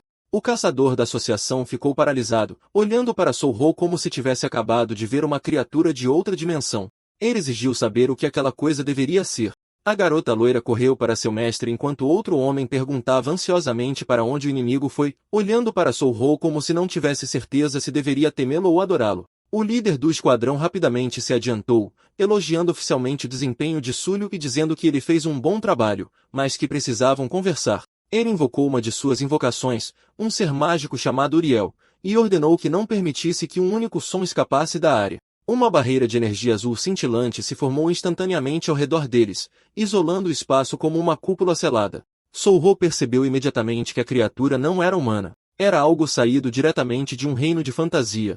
O líder explicou que as coisas ficaram complicadas porque agora todos sabiam sobre Souro. Graças à luta, o mundo estava prestes a saber que um desperto coreano havia derrotado um inimigo de nível 7, uma classificação de monstro a qual praticamente ninguém sobrevivia. Ele continuou falando sobre pressão política e consequências, mas Souro o interrompeu. Irritado, ele disse secamente ao homem para parar de perder tempo e ir direto ao ponto. Então, o líder finalmente admitiu.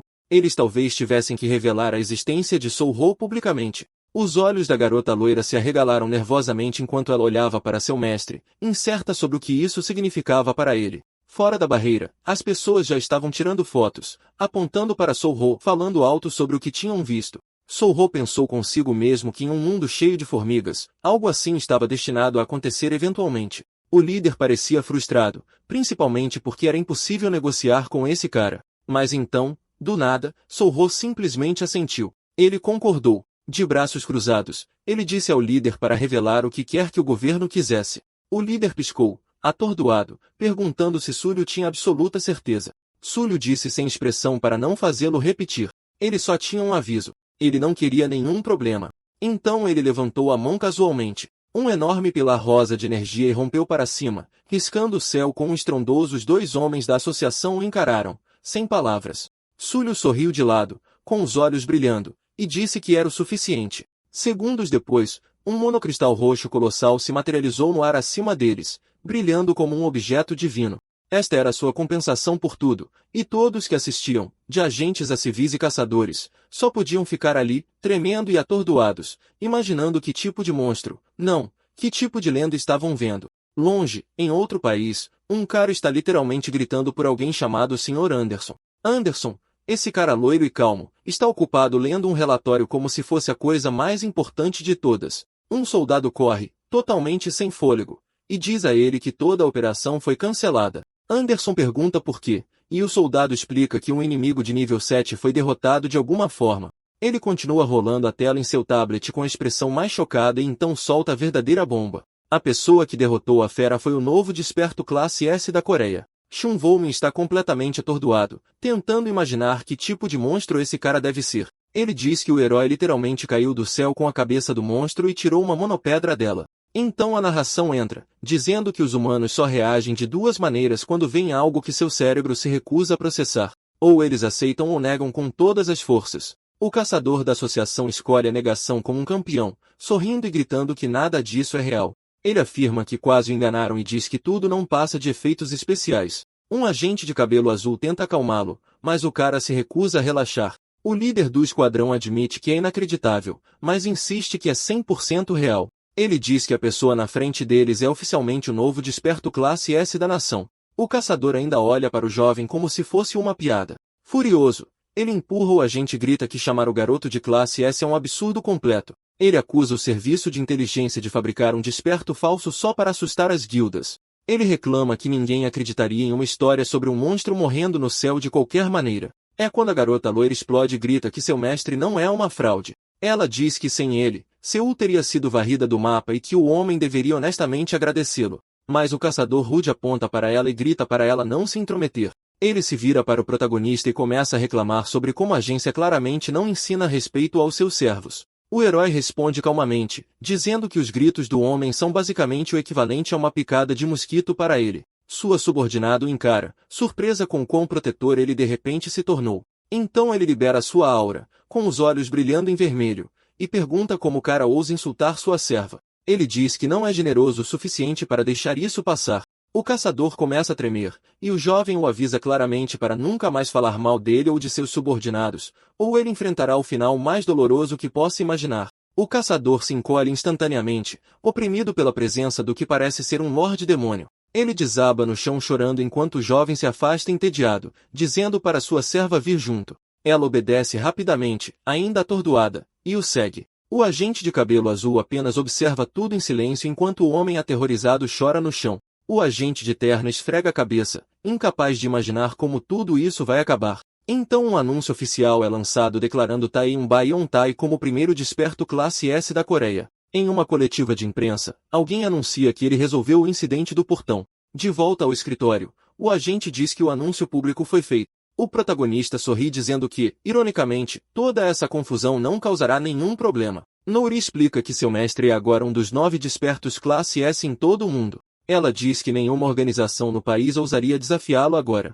O líder do esquadrão, verificando seu tablet, diz que essa era na verdade a principal preocupação deles. Ele explica que, sem heróis de alto nível, a Coreia estava basicamente à mercê de outras nações. O Japão e os Estados Unidos tentaram interferir, mas o protagonista resolveu tudo sozinho. No entanto, o agente avisa que outros países não ficarão parados. Eles definitivamente tentarão eliminá-lo. Então ele sugere construir o maior número possível de alianças.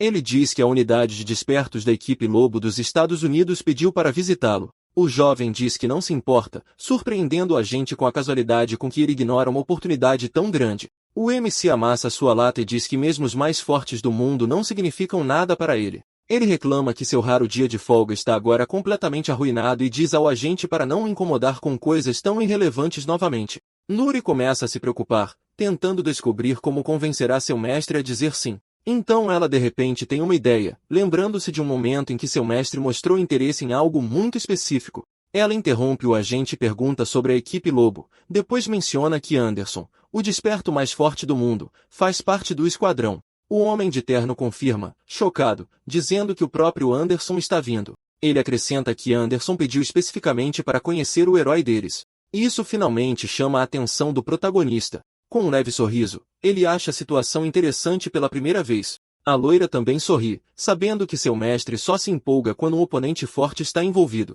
Naquele momento, o protagonista muda de ideia e diz que vai encontrar o homem misterioso.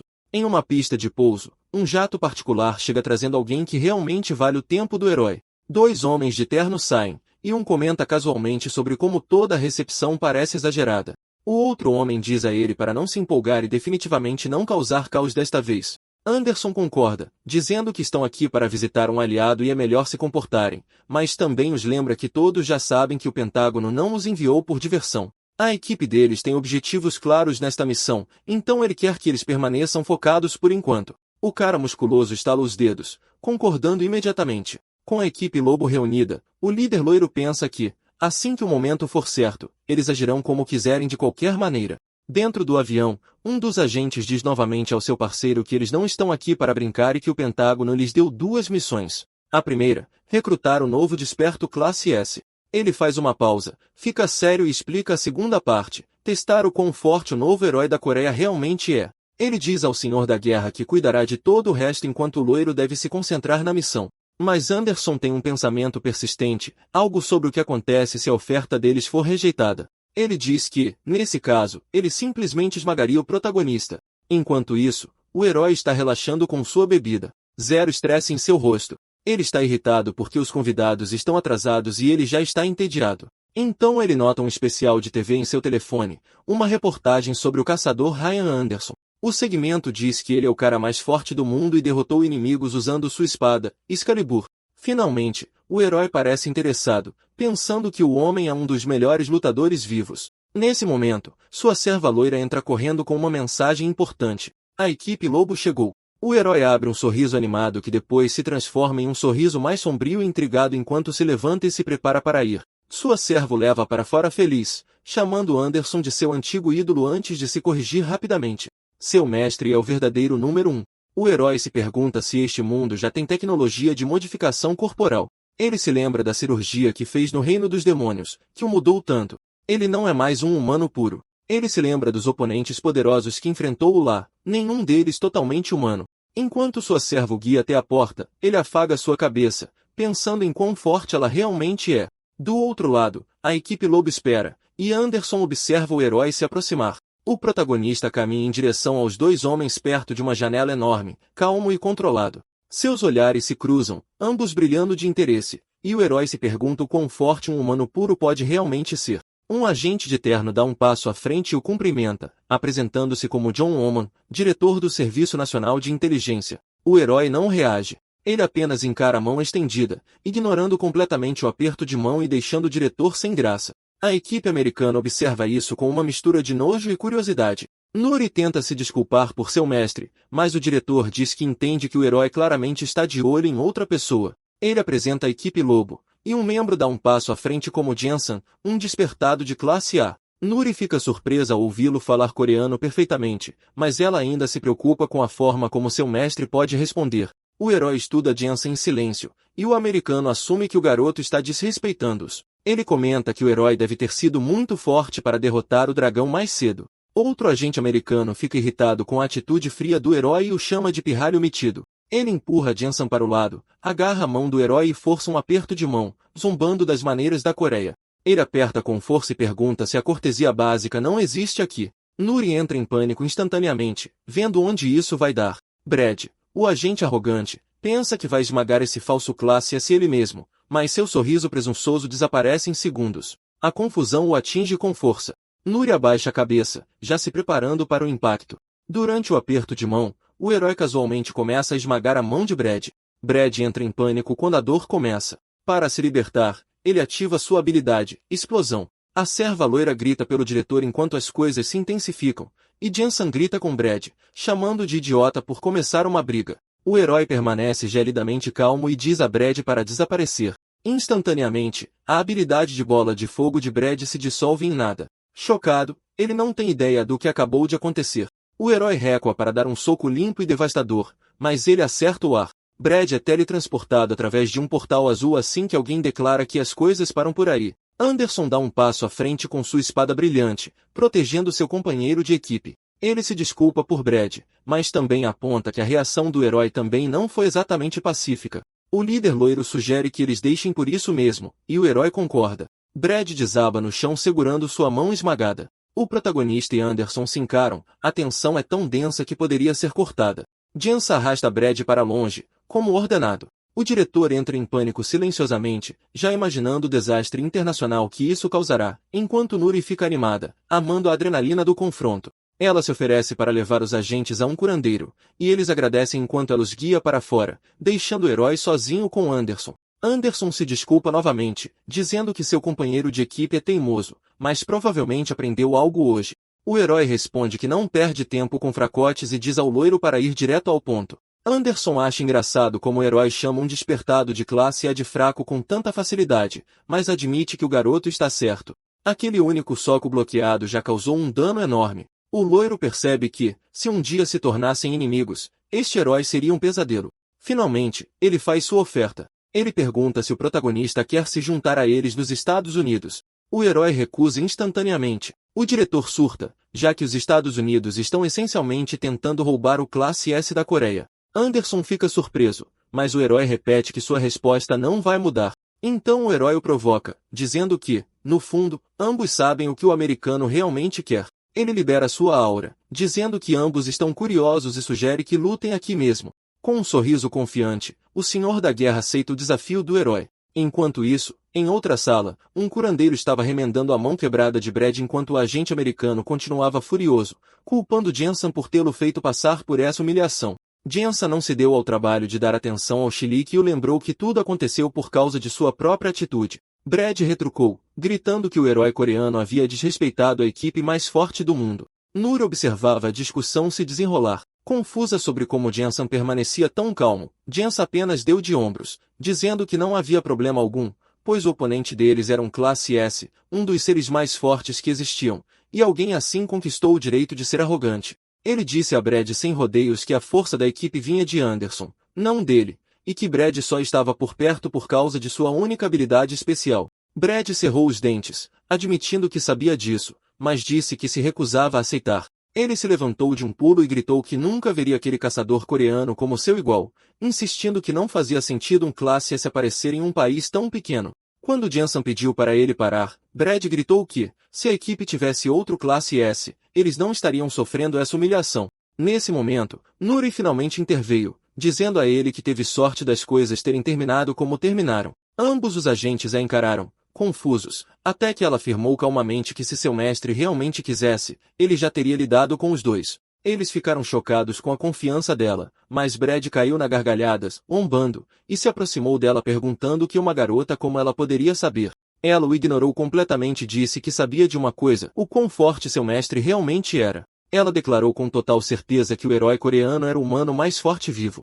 Brad apenas riu mais alto, achando graça que ela até o chamava de mestre, e sorriu maliciosamente ao afirmar que a pequena fantasia dela estava prestes a se despedaçar. Ele disse que, naquele exato momento, Anderson estava esmagando o orgulho de seu mestre e destruiria o classe S de uma vez por todas. De volta à luta, Anderson se preparou para atacar com a Excalibur, apontando a lâmina para seu oponente. O diretor, observando tudo de uma sala de controle cheia de monitores, tentava entender como eles tinham chegado ali. Ele se perguntou se este duelo havia sido encenado intencionalmente para testar o poder de fogo americano e lembrou a si mesmo que esta ainda era uma luta entre dois caçadores de classe S. Tudo o que ele podia fazer era esperar que o prédio aguentasse até o final. Anderson parou por um momento com um olhar confuso, perguntando ao herói se ele não precisava de uma arma. O protagonista respondeu que lutar de mãos vazias contra alguém como ele seria estúpido. Seu sistema analisou as habilidades de Anderson, mostrando esgrima celestial de nível 3, e ele sugeriu que ambos usassem espadas.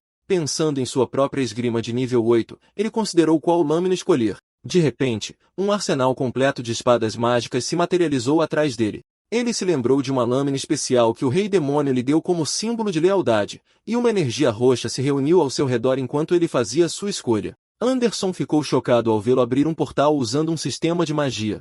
O herói escolheu uma lâmina imponente, a lâmina do trovão, e disse que era digna de seu oponente. Anderson sorriu, agradecendo-lhe pelo elogio a Excalibur e admitiu que presumiu que o herói era apenas um lutador, não alguém com talento para a espada. O protagonista disse casualmente que na verdade era um mago, mas usaria apenas esgrima nesta luta. Anderson considerou aquilo pura arrogância e avançou, gritando que o herói se arrependeria de tudo. A Excalibur liberou uma onda massiva de energia, destruindo tudo à sua frente, mas o herói desviou com facilidade. Na sala de controle, o diretor entrou em pânico com a pura destruição de um único golpe. Ele pensou que esse tipo de poder poderia derrotar instantaneamente um inimigo de nível 7, mas o herói flutuava sobre o caos ileso, até elogiando o ataque de Anderson. Anderson congelou em descrença, percebendo que o jovem desviou de tudo com tanta facilidade que nem os destroços o tocaram.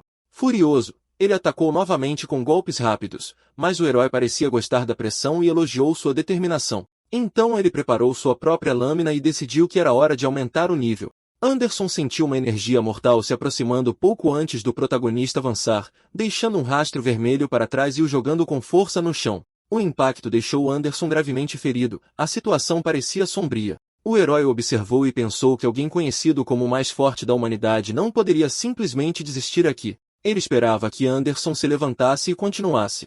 No chão, Anderson estava chocado com a força de seu oponente e se lembrou de sua luta passada com o colecionador de ossos, um monstro massivo de nível 5 com ossos tão resistentes que tornaram toda a batalha um banho de sangue. Aquela luta o tornou um classe S e lhe rendeu a Excalibur. De volta ao presente, Anderson afirmou que sua lâmina era indestrutível e, como seu portador, ele também não poderia quebrar. Ele pegou a espada e se preparou novamente.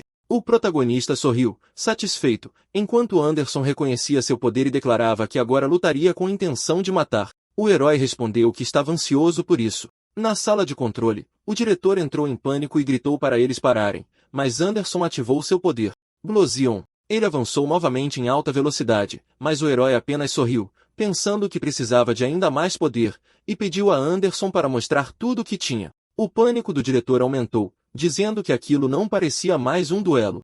E se qualquer um deles se machucasse seriamente, isso se tornaria instantaneamente um incidente internacional. Os outros concordaram, mas o homem de óculos explicou que apenas um classe S poderia parar um classe S. O diretor desabou, rezando para que as coisas não terminassem em desastre. Selim disse que confiava no herói coreano, pensando que ele não destruiria o lugar. Mas naquele momento, uma explosão massiva irrompeu perto da sala de controle, e ela se sentiu envergonhada por quão errada poderia estar. Outro oficial comentou que o herói havia protegido a Coreia até agora, então a suposição dela não era irracional. Ela disse que sua preocupação real era o líder americano. No campo de batalha, Anderson de repente pareceu apavorado. O protagonista formou um arco de luz vermelho com sua lâmina, e a destruição fez o diretor temer que o prédio inteiro pudesse desabar. O herói queria ver a força total de Anderson, mas sabia que a estrutura não conseguiria sobreviver. Anderson gritou que era o mais forte da humanidade e que ninguém o superava, insistindo que o herói não era uma exceção. Ele avançou com a intenção de esfaqueá-lo, mas o protagonista percebeu que as pessoas mais fracas no prédio estavam em perigo e apareceu instantaneamente atrás de Anderson. Assustado, Anderson brandiu sua espada, mas o herói a pegou calmamente com uma mão, dizendo que este lugar não era adequado para a luta deles. A tensão entre eles aumentou ainda mais quando Anderson sentiu uma aura aterrorizante que lhe causou medo. Ele de repente percebeu que estava em perigo real. A energia vermelha do herói aumentou, e Anderson questionou se ele realmente havia sentido medo daquele ataque. Ele se recusou a aceitar, gritando que era impossível. Ele lançou um poderoso ataque de vento, mas o herói o parou sem esforço com sua energia roxa. Anderson, chocado, não conseguia entender o que aconteceu. Então sua mão foi subitamente puxada para um pequeno buraco negro, fazendo-o gritar. O herói disse que a arrogância era algo que apenas os mais fortes tinham o direito de possuir, chamando Anderson de um homem fraco que fingia ser o protetor do mundo quando não conseguia nem proteger a si mesmo. Então ele o jogou no chão de concreto com força brutal. Todos na sala de controle assistiram horrorizados. O herói ficou sobre o corpo derrotado de Anderson e revelou o nome do movimento, golpe nas costas. Longe da luta, os tremores foram sentidos na rua, e os civis olhavam para o prédio com medo. Em outro lugar, um homem de terno e uma garota loira sentiram a vibração e ficaram tensos. Brad sorriu, afirmando que a verdadeira batalha finalmente havia começado. Ele zombou de Nuri, dizendo-lhe para se despedir porque seu mestre estava sendo espancado por Anderson e provavelmente implorando por sua vida. A garota explodiu, furiosa ao ouvir insultos dirigidos ao seu mestre. O homem de terno ficou chocado com a energia dela, enquanto Jens observava com interesse, pensando que ela parecia forte, mas apenas no nível de classe B. O homem de terno gritou, perguntando se ela queria lutar, e Jens achou a ideia divertida. A garota disse que sim com confiança, acreditando que tinha todo o direito de ser dominante na situação. Ela se lembrou do conselho de seu mestre, ser sempre forte, nunca subestimar os oponentes e nunca recuar. No presente, ela invocou uma espada enorme e avisou ao homem que ele se arrependeria disso. O agente de terno ficou com raiva, recusando-se a acreditar que alguém como ela pudesse realmente atacá-lo. Mas o pânico o atingiu rapidamente, e ele gritou por ajuda enquanto outros fugiam da sala. Jensen disse a ele para parar de entrar em pânico e manter a calma. O agente de terno concordou nervosamente, mas a garota não hesitou e atacou por trás. No momento em que ela estava prestes a atacar, uma aura azul brilhou e parou sua lâmina. Ela gritou quando a força bloqueou seu ataque. Jensen perguntou se ela estava realmente tão zangada, então se ofereceu para se desculpar em nome de Brad e pediu para ela parar. Mas ela ficou ainda mais zangada, dizendo que Brad havia insultado seu mestre e nem sequer pensou em se desculpar. Ela apontou a lâmina para ele e disse que ele precisava ser punido. Brad congelou por um segundo, então de repente ficou animado, dizendo que se ela queria começar a luta, ele a terminaria. Ele liberou sua energia azul e se preparou para lutar com ela enquanto ela avançava para atacar. Retornando à arena em ruínas, o herói apareceu novamente, desta vez carregando o líder americano inconsciente sobre o ombro. Ele colocou o loiro no chão com pouco esforço e disse ao chefe para não entrar em pânico, explicando que não o havia matado, embora atenção médica fosse definitivamente necessária. O alívio tomou conta do diretor e de todos ao seu redor, gratos por Anderson ainda estar vivo. Um dos oficiais murmurou em descrença que Taeima havia realmente derrotado o despertado mais forte do mundo. Com um crescente entusiasmo, ele disse que com a força do herói, o país deles poderia se erguer acima de todas as outras nações, superando até mesmo os Estados Unidos e a China. Mas o protagonista cortou essa ambição instantaneamente. Sua expressão ficou fria enquanto ele avisava o diretor para nem sequer imaginar usá-lo para ambições políticas. Ele deixou claro que lutou contra Anderson por curiosidade, não por nacionalismo. Com isso, ele disse a todos para não o incomodarem novamente e foi embora, deixando o grupo atônito para trás. No corredor, sua mente mudou assim que ele viu o resultado da outra luta. O teto estava coberto com enormes espinhos de gelo afiados, e do outro lado da sala, Nuri ofegava pesadamente, ainda se esforçando contra Brad, que continuava zombando de sua espada. Jensen observava de lado, percebendo que, apesar de sua aparência, Nuri não era uma lutadora típica. Brad criou um anel de gelo ao seu redor e gritou que a congelaria em um cubo. Fragmentos de gelo irregulares foram disparados em sua direção enquanto ela avançava, mas o homem de terno latiu um comando que paralisou seu movimento. O gelo começou a se espalhar por seu corpo, prendendo-a no lugar. Ela tentou resistir, a espada tremendo em sua mão, mas a dor tomou conta enquanto a magia de Brad a imobilizava lentamente. Rindo, ele a provocou, perguntando como era ser congelada e quem estava punindo quem agora. Em sua mente, Nuri pediu desculpas ao seu mestre por falhar com ele e admitiu que não tinha como derrotar Brad sozinha. Vendo sua luta, Jensen disse a Brad para parar antes que eles se metessem em problemas maiores. Mas antes que qualquer outra coisa pudesse acontecer, o círculo de gelo inteiro se estilhaçou, quebrado por uma mão que apareceu do nada. Um momento depois, a mandíbula de Brad foi agarrada por aquela mesma mão. O herói estava lá, segurando o rosto do homem com uma intensidade arrepiante. Tanto Nuri quanto Jensen congelaram em choque com o quão de repente ele havia aparecido. No reflexo de seus olhos vermelhos brilhantes, o herói viu o rosto de Nuri machucado e trêmulo. Brad gritou por ajuda e amaldiçoou o protagonista, mas o herói nem sequer vacilou. Seu aperto se intensificou e, com um movimento brutal, ele girou o corpo do homem e o jogou no chão com uma força devastadora. Sua aura vermelha irrompeu pelo corredor como uma tempestade, irradiando fúria pura. O herói exigiu saber como Brad ousou pôr a mão em algo que lhe pertencia. Ele se virou para Jensen com o mesmo olhar mortal, perguntando se ele estava envolvido. Jensen só conseguia olhar, atônito que o homem à sua frente deveria ter sido derrotado por Anderson momentos atrás. O herói repetiu, ainda mais zangado, que eles haviam tocado no que era dele e prometeu que pagariam com suas vidas. A ameaça deixou Jensen pálido. Mas antes que o herói pudesse continuar, Nuri se colocou na frente de Jensen, dizendo que estava bem e pedindo a seu mestre para não continuar. A determinação dela cortou sua raiva por um momento. Vendo-a consciente, sua fúria diminuiu lentamente. Ela desabou em seus braços, ainda presa sob camadas de gelo. Lágrimas brotaram enquanto ela tentava se explicar, mas ele a interrompeu gentilmente. Dizendo que era o suficiente, ele a tranquilizou, dizendo que ela havia se saído bem e que agora era a vez dele cuidar dela. Uma luz dourada e quente fluiu de sua mão enquanto ele curava suas feridas, chocando-a com a rapidez com que a dor desapareceu. Virando-se de volta para os dois oficiais, ele avisou que Nuri acabará de salvar suas vidas. Segurando-a em seus braços, ele exigiu que eles deixassem o país antes que ele mudasse de ideia. Sozinho no corredor depois, Jensen percebeu a verdade. Eles tinham acabado de perder o título de mais forte para um demônio. Algum tempo depois, a equipe Lobo voltou para casa, e o motivo de sua retirada se tornou um mistério. Rumores diziam que eles haviam se encontrado com um herói coreano, e Kim Il-sel, um homem de óculos e mente afiada, sentiu-se irritado por não ter sido o primeiro a falar com o jovem poderoso. Ele estava deitado preguiçosamente em um sofá, pensando profundamente e planejando seu próximo movimento. Com um sorriso discreto, ele decidiu que não poderia simplesmente fingir que nada havia acontecido. Em outro lugar, escondida na escuridão, uma mulher misteriosa disse que precisavam encontrá-lo, pondo os próximos fios do destino em movimento.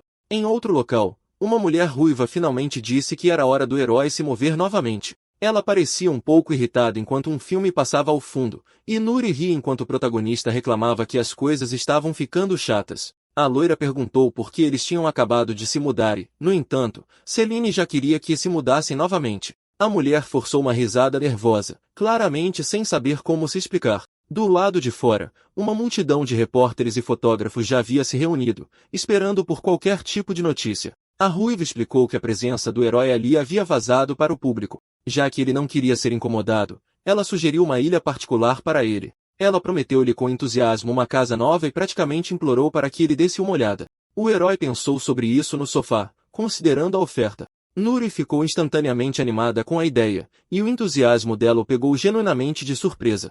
Ela admitiu timidamente que sempre sonhou em viver numa ilha. E quando ele perguntou se isso realmente a interessava, ela percebeu que tinha falado demais e pediu desculpa. A ruiva entrou em pânico, pensando que o tinha ofendido e que não sairia viva, mas o jovem aceitou a ideia, chocando-a completamente. Ele levantou-se e disse-lhes para se prepararem para a mudança. Momentos depois, o trio chegou a uma ilha paradisíaca com uma enorme mansão sobre a areia. Eles ficaram na praia, apreciando o que seria agora a sua nova casa. Nuri estava hipnotizada, dizendo que a ilha era incrivelmente bonita. A mulher ruiva explicou que eles compraram o lugar inteiro e construíram uma mansão exclusiva em estilo de resort só para ele. Tudo aqui era dele. O herói olhou ao redor e admitiu que o lugar não era nada mau. Aliviada, a mulher disse que estavam felizes por ele ter gostado e mencionou que tinha outra coisa para partilhar. Ela entregou-lhe uma carta dos Estados Unidos explicando que era um pedido de cooperação. O governo americano pediu desculpas e propôs uma aliança de defesa, dizendo que, se um inimigo poderoso aparecesse, os dois países poderiam apoiar-se mutuamente. Eles também se ofereceram para cobrir todas as despesas se ele aceitasse missões para eles. A decisão final, no entanto, era inteiramente dele. O protagonista não se importava particularmente com os Estados Unidos, embora Nuri ainda parecesse irritada com o assunto. Ele pensou consigo mesmo que alguém como Anderson seria um oponente interessante novamente. Com um pequeno sorriso, ele disse que a ideia parecia divertida e aceitou a aliança. Celine pareceu confusa a princípio, mas ele confirmou sua decisão, e ela relaxou com gratidão. Ela então sugeriu criar uma nova equipa de despertos com ele como líder. Enquanto os dois discutiam, Nuri ouvia incrédula. O herói percebeu que ter uma equipa faria com que a sua aprendiz crescesse mais rápido, então concordou, mas insistiu que ele escolheria os seus próprios membros. A ruiva animou-se imediatamente e disse-lhes que um barco estava pronto para os levar para a ilha. Nuri disse que parecia que o seu sonho se estava a realizar, e o herói admitiu que também estava animado. Ela reclamou que poderiam pelo menos ter construído uma ponte para atravessar, mas ele simplesmente disse que não era necessário. Ela não entendeu o que ele quis dizer até que, num movimento suave, ele a pegou nos braços e saltou diretamente em direção à ilha. Celine olhou em choque enquanto os dois desapareciam no céu, sem saber como processar o que acabará de ver. Bem acima da água, o herói carregava sua aprendiz com facilidade até chegarem à sua nova casa. Enquanto isso, na ilha, um gerente de fato corria para todos os lados, dizendo à equipe para se preparar porque os seus convidados chegariam a qualquer minuto. De repente, ele ouviu um som estranho por cima e olhou para cima completamente confuso, exatamente quando o herói descia do céu com Nuri nos braços. Os funcionários congelaram, incrédulos. Nuri agradeceu ao seu mestre com admiração de olhos arregalados, emocionada por ele a ter trazido voando. Vendo os seus rostos atônitos, o herói perguntou casualmente se tinham chegado muito cedo. O gerente esforçou-se para recuperar a compostura e disse que, na verdade, estavam à espera. Ele apresentou-se como Go Chancel e prometeu um serviço excepcional. O leve sorriso do herói deixou claro que ele aprovava. Dentro da mansão, Nuri ficou imediatamente maravilhada com o lugar que parecia um hotel de luxo. O herói achou decente, embora estivesse claramente à espera de ver mais. Curioso, ele desafiou o gerente a mostrar-lhe exatamente o que a propriedade tinha a oferecer. A equipa apresentou o seu chefe e equipa, garantindo-lhe que seria bem tratado. Pouco depois, a dupla desfrutou de um banquete extravagante e até jogou alguns videojogos juntos. Nuri foi para a praia jogar a bola com um dos membros da equipe enquanto o herói relaxava numa espreguiçadeira. Quando o mordomo perguntou se estava tudo satisfatório, o jovem verificou o telemóvel e admitiu que a vida aqui não era nada má. Uma notificação de nova mensagem apareceu no ecrã, e ele sorriu, pensando que as coisas estavam prestes a ficar interessantes. De repente, um helicóptero aproximou-se da ilha e aterrou no relvado. O herói e Nuri olharam para cima quando um homem de fato saiu, cumprimentando-os como um velho conhecido. Ele agradeceu ao herói por aceitar a aliança, e Nuri curvou-se educadamente. Ele então apresentou alguém que viera com ele. Uma mulher saiu, Lia Eugene, a mais nova desperta de classe A. Ela olhou para o herói tentando descobrir se ele era realmente o homem por trás de todos os rumores. Observando-o a beber casualmente uma bebida, ela perguntou-se se este tipo descontraído era realmente o infame classe S. Ela estava claramente pouco impressionada e silenciosamente chamou-lhe vagabundo, questionando por que aquela rapariga estava sempre ao lado dele. Nuri repreendeu-a por não a cumprimentar adequadamente, mas Eugene ignorou-a, dizendo que as crianças não deveriam interromper os adultos. Esse comentário irritou instantaneamente Nuri, que gritou que não era criança. Eugene murmurou que queria conhecer um desperto de verdade, não este lixo. Ficando impaciente, o herói disse aos dois para irem embora se estivessem ali apenas para lhe fazer perder tempo. O homem de fato desculpou-se rapidamente, explicando que ela era nova e ignorante. O herói na verdade achou isso divertido. Ele olhou diretamente para Eugênia e disse que ser uma desperta de classe a dava-lhe alguma margem para ser arrogante. Mas se ela era poderosa, deveria pelo menos ser capaz de reconhecer a diferença entre a sua força e a dos seus oponentes. Com uma aura fria e ameaçadora, ele acrescentou que, se uma formiga tentar atacar um humano, é esmagada. Eugênia empalideceu sob a pressão, atônita com uma força que nunca tinha experimentado. O herói olhou para ela com puro desdém antes de dizer que deixaria passar por agora. Ela recuou, sem fôlego, percebendo que tinha sobrevivido por pouco a um teste que não sabia que estava a fazer. O homem pediu desculpa novamente, mas o herói ignorou, dizendo que na verdade estava intrigado. Então ele ordenou que Eugênio seguisse, surpreendendo-a completamente. Ele também chamou Nuri, que perguntou se ela também precisava de ir. Lá fora, o herói disse às duas que queria ver do que elas eram capazes. Nuri sacou as suas armas, reclamando que odiava ser tratada como criança e insistiu que era forte o suficiente para lutar ao lado dele. A ruiva sorriu e disse-lhe para ter cuidado. O herói disse que eles iriam lutar com tudo que tinham para ver quem era o mais forte. Eugênia libertou uma aura vermelha, aceitando o desafio com força total. Ela ativou o seu poder, uma habilidade que lhe permitia copiar e usar outros poderes. Vendo isso, o herói sorriu, pensando que ambas mostrariam o seu melhor. A desperta ruiva preparou a sua própria habilidade, dizendo que usaria os seus poderes de transformação. Nuri olhou de olhos arregalados enquanto uma forma demoníaca começava a surgir de um turbilhão de fumo escuro. Até o colega da ruiva sussurrou que nunca a tinha visto usar esta forma antes. Então a mulher completou a sua transformação, assumindo a forma de um monstro dracônico vermelho. O herói analisou-a calmamente, reconhecendo a sua habilidade de metamorfose e notando que as suas estatísticas não eram extraordinárias. Mas, ainda assim, ele admitiu que os resultados excederam as suas expectativas. Ele nunca imaginou que ela pudesse transformar-se em algo daquele nível. Completamente atônita, Nuri lutava para formar palavras. Enquanto ela olhava para os chifres da criatura, uma memória veio à mente, o monstro de chifres vermelhos do portal da universidade. Ela reconheceu instantaneamente. O herói sorriu, divertido com o facto de um velho inimigo ter basicamente voltado para os assombrar. Ele virou-se para Nuri, com as espadas na mão, e perguntou qual seria o seu próximo passo. A adversária transformada zombou de Nuri, perguntando por que ela parecia congelada de medo e se estava com medo da criatura que a traumatizou. Mas Nuri apertou o cabo da sua espada e disse que não tinha medo nenhum. Com uma expressão determinada, ela disse que na verdade estava grata pela oportunidade. Ela encheu-se de energia azul, declarando que finalmente vingaria as pessoas que morreram naquela época. A criatura foi apanhada de surpresa pela sua súbita determinação. Nuri lançou-se para a frente sem hesitação, a sua espada a brilhar intensamente. O confronto delas foi tão poderoso que a ilha inteira começou a tremer. Dentro da mansão, a equipe olhava para o teto com medo enquanto todo o edifício tremia. Um funcionário perguntou se a estrutura sobreviveria a este tipo de impacto. O mordomo, impassível, garantiu-lhe que o edifício era reforçado e disse que era melhor habituarem-se, porque este tipo de coisa provavelmente se tornaria rotina por aqui. No meio da batalha, Eugênia ficou atônita com o quão forte e rápida sua supostamente pequena oponente realmente era. Tentando recuperar o controle, ela criou uma esfera de energia na sua mão, gabando-se de que podia parar o ataque que se aproximava.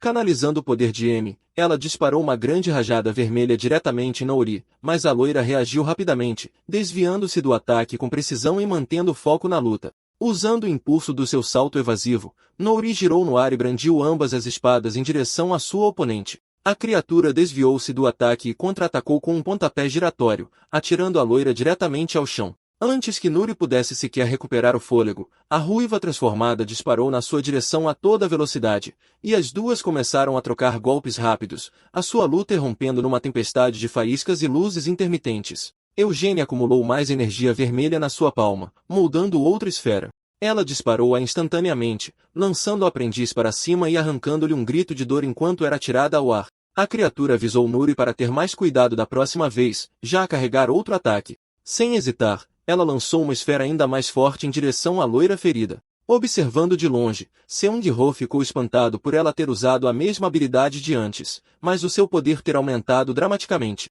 Uma onda maciça de energia vermelha subiu, ameaçando engolir Nuri por inteiro. A explosão que se seguiu abalou o céu e enviou uma nuvem de poeira pelo ar.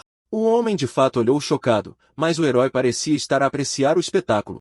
Respirando com dificuldade, Eugênia zombou que era isto que acontecia a quem subestimava um desperto de classe A, mas depois parou, confusa com o que via através da poeira. Em vez de cair, Nouri estava completamente ilesa e usou a cabeça da própria criatura como trampolim. Com um movimento rápido, a aprendiz posicionou a sua espada e preparou um golpe final. As duas olharam-se nos olhos, a intensidade a arder entre elas enquanto a lâmina se aproximava do seu alvo. Observando o momento, o herói notou algo e um leve sorriso apareceu no seu rosto. Então, com um comando firme, ele declarou o confronto terminado.